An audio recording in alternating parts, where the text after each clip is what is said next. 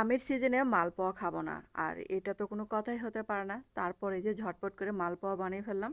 আসসালামু আলাইকুম সবাইকে। আর এভাবে মালপোয়া বানালে মানে সবগুলো একদম ফুলে যাবে দেওয়ার সাথে সাথে। আর এখানে দেখেন 1.5 কাপ শুকনো চালের গুঁড়া দিয়েছে, আপনারা চাইলে ভেজা চালের গুঁড়াটাও দিতে পারেন। তারপর এখানে যে গরম পানি এটা দিয়ে আমি যে মিশিয়ে রাখবো। আর যদি ভেজা চালের গুঁড়া হয় তাহলে আর গরম পানি দেওয়ার দরকার নেই। আর এখানে 1 কাপের একটু কম মানে ফুটন্তই গরম পানিটা দিয়েছি এখানে।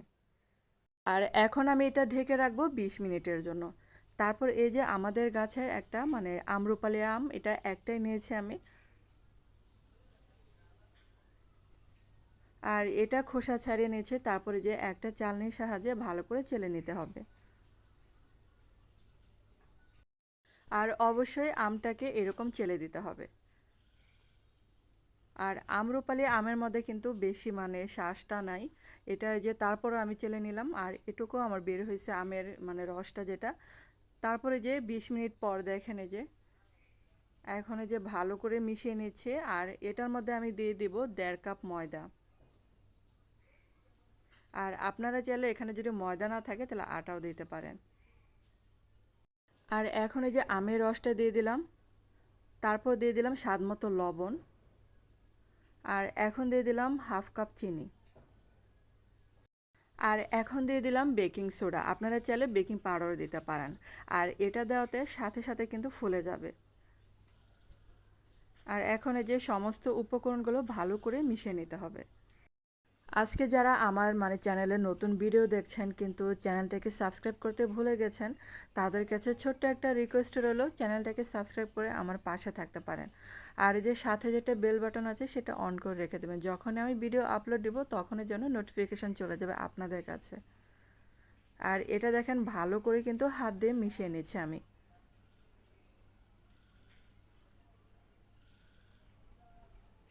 আর এই পিঠার ব্যাটারটা কিন্তু আমি বেশি পাতলাও করি নাই আবার বেশি ঘন করি নাই। আর এই যে তেলটা আগে থেকে গরম হতে দিয়েছিলাম আর চুলার আঁচটা কিন্তু অবশ্যই মিডিয়ামে রেখে দিতে হবে। আর এরকম পিঠা যদি আপনি মানে এরকমভাবে সেমভাবে বানান দেখবেন যে অনেকগুলো পিঠা আপনার বানাতে ইচ্ছা করবে। কারণ হচ্ছে এই পিঠাটা তেলে দেওয়ার সাথে সাথে কিন্তু ফুলে যায়। আর এই পিঠাটা মানে অনেক মজার হয়। আর এটা যখন বানাবেন দেখবেন যে সাথে সাথে শেষ হয়ে গেছে, সবাই নিয়ে খাওয়া শুরু করবে।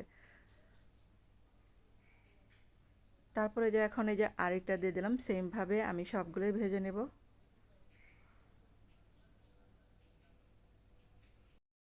তারপরে যে এখন এই যে আরেকটা দিয়ে দিলাম।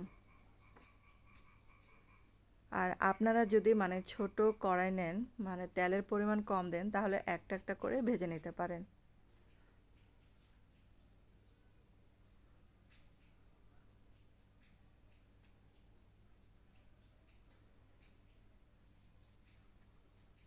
তো সবগুলোই কিন্তু মানে ফুলে যাবে এই পিঠাটা, মানে আমি যেভাবে আজকে মানে বেটারটা তৈরি করেছিলাম সেমভাবে করে নেবেন, তাহলে আর কোনো সমস্যা নেই। আর পিঠাগুলো কিন্তু মিডিয়াম আঁচে ভেজে নেবেন, কারণ হচ্ছে আপনি যদি মানে চুলার জালটা বাড়িয়ে দেন তাহলে দেখবেন যে উপরেটা পুড়ে যাবে আর এটার ভিতরে কাঁচা রয়ে যাবে। তো সবগুলোই কিন্তু সেমভাবে বানিয়ে ফেললাম। আর কেমন হলো আমার আজকের পিঠা রেসিপিটা অবশ্যই কিন্তু কমেন্ট করে জানাতে পারেন।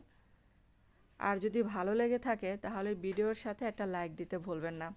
আর এখন দেখেন একটা ভেঙে দেখাচ্ছি আপনাদেরকে যে কতটা সফট হয়েছিল ভিতরে। তো ধন্যবাদ সবাইকে ভিডিওটা দেখার জন্য। ভালো থাকবেন, সুস্থ থাকবেন।